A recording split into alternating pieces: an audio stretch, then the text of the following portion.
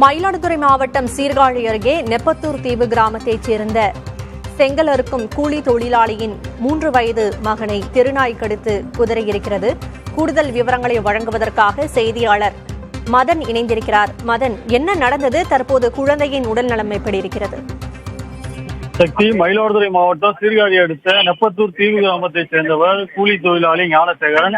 இவர் வழக்கம் போல இன்று செங்கல் சூளைக்கு கூலி தொழில் செய்வதற்காக இன்று மாலை சென்றுள்ளார். அப்பொழுது தனது 3 வயது ஆண் குழந்தையையும் தன்னோடு அழைத்து சென்றுள்ளார்.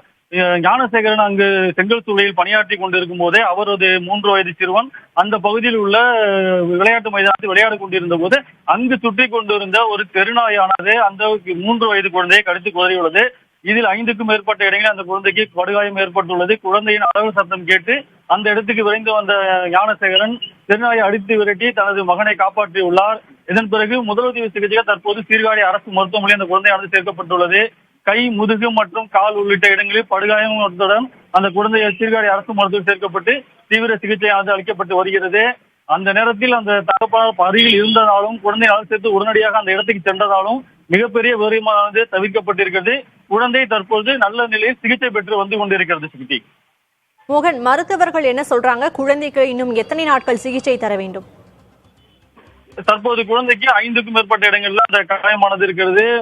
ஓரிரு நாட்கள் தொடர்ந்து சிகிச்சை அளித்து அந்த நாய்க்கடிக்கான ஊசிகள் வழங்கப்பட்டால் குழந்தை எந்த பாதிப்பும் இல்லாமல் தீவிர நலமடையும் அப்படின்ட்டு மருத்துவர்கள் தெரிவிச்சிருக்காங்க.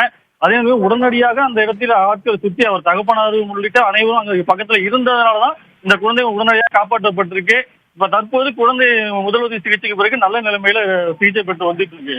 சக்தி, மயிலாடுதுறை மாவட்டம் சீர்காழி அருகே 3 வயது சிறுவனை தெருநாய் கடித்து குதறியிருக்கிறது. இந்நிலையில் சிறுவன் மீட்கப்பட்டு மருத்துவமனையில் அனுமதிக்கப்பட்ட நிலையில் அவருக்கு சிகிச்சை அளிக்கப்பட்டு வருகிறது. கூடுதல் விவரங்களை வழங்கியதற்கு நன்றி மோகன்.